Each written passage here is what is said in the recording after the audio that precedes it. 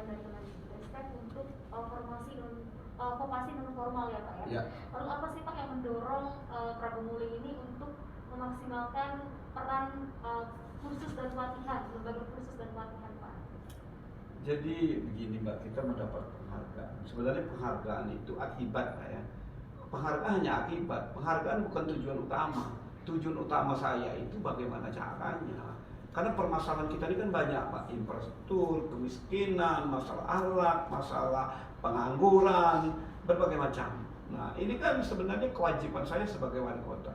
Bagaimana sih pengangguran ini? Sebenarnya tujuan pengangguran, dan kami terukur Mbak. Seperti kita misalnya kemarin 400, kemudian sudah 500 saya mengentaskan pengangguran dalam waktu 1 tahun.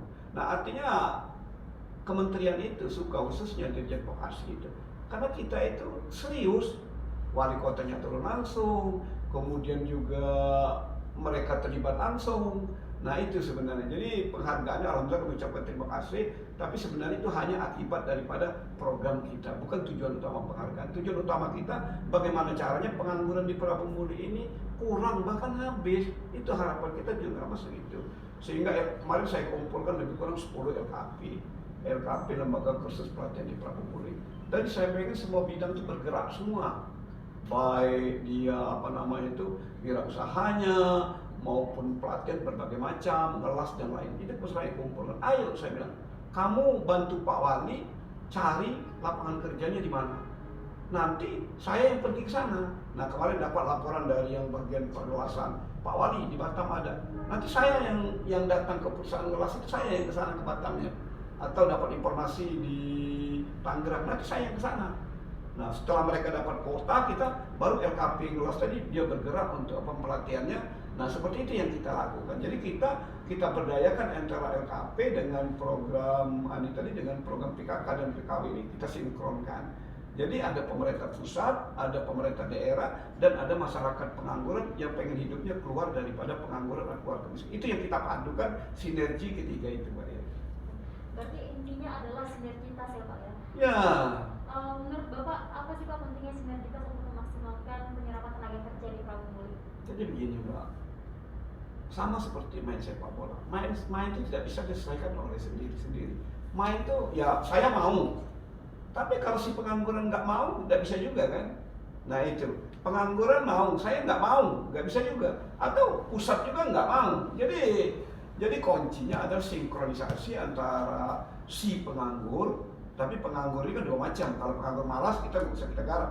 Penganggur rajin, kemudian ada peranan pemerintah, ada juga pemerintah daerah dan pemerintah pusat. Kenapa pemerintah daerah? Karena dia yang punya warganya.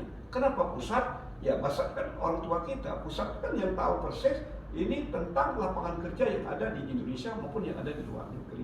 Jadi sinkron ini sangat penting. Makanya kami dengan kementerian itu sangat akrab supaya dalam hal untuk pengentasan pengangguran. Saya yakin Mbak, dan percaya kalau seluruh kabupaten kota dan provinsi, apalagi digabung provinsi ikut sinergi dalam program ini, pengangguran pasti akan selesai. Tapi maksud saya berpikirnya jangan hanya Indonesia, berpikirnya kita internasional juga berpikir seperti itu. Sekarang kan ada yang permasalahan kita, masalah tenaga kerja kita. Oke, ini kan untuk dalam negeri. Kalau luar negeri apa-apa. Kemarin kan saya sampaikan, waktu di Bekasi kan saya sampaikan. Apa yang saya sampaikan? Kita ini, kelemahan kita. Negara ini kan sudah terbuka dunia ini. Kita enggak, kalau tenaga asing masuk kita ribut. Jangan ribut. Semestinya biarkan dia masuk, tapi kita bagaimana caranya kita ngirimkan tenaga kita juga keluar, tapi dengan skill bahasa, skill keahlian seperti itu. Saya yakin dan percaya pengangguran akan selesai, dan nanti akan ada kampung-kampung. Itu kebanggaan saya. Alangkah indahnya di Jepang ada kampung Indonesia, di Korea ada kampung Indonesia, di Selandia Baru ada kampung Indonesia, alangkah indah. Tapi kampungnya itu kampung yang punya keahlian. Kalau kemarin cita-cita saya sudah terwujud membuat kampung. Misalnya di Sukoharjo sudah ada kampungnya Prabu Muli orang kerja. Kemudian di Semarang ada juga, di Bandung ada juga kerjanya. Nah saya pengennya ini menjadi kampung Indonesia yang ada di luar negeri. Itu cita-cita saya, alangkah hebatnya. Kita nih kalau istilah orang tua, jangan hebat di Indonesia, kalau hebat di luar negeri. Nah saya terinspirasi ada putra Prabu Muli, itu bekerja di perusahaan minyak Australia. Dia orang kedua di Australia, bangga rasanya. Oh, itu cita-cita saya. Makanya di Prabu Muli ini ada juga balai latihan kerja 17 kabupaten kota dipusatkan di sini. Saya juga bercita-cita membangun AK Migas juga di sini. Jadi sumber daya alam kita ini juga punya keahlian latihannya di Prabu Muli. Jadi skupnya bukan hanya RKP, PKK, jika perlu kita sampai ke atas seperti di berita kan.